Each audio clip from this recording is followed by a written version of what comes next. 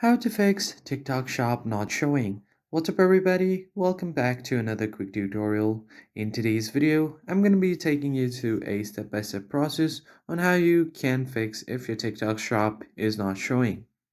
First thing first, you will have to open up your TikTok application, and once you do that, make sure that you're logged into your account.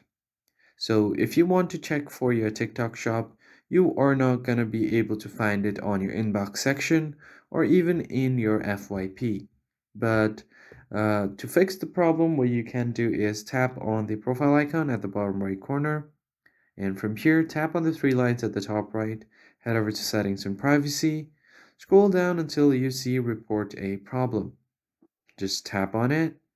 And here you are going to select a account type. So if you are facing problem with your TikTok shop, you can just choose any of the suitable options from here, or you can directly tap on submit a report. Now here what you are gonna do is just type in I am not able to see my TikTok shop, and then once you do that, you can just request them to please help me fix the problem.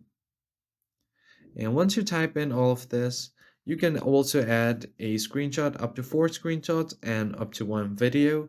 Just tap on submit. Your ticket will be created and the help and support team will contact you in 1 to 3 business days.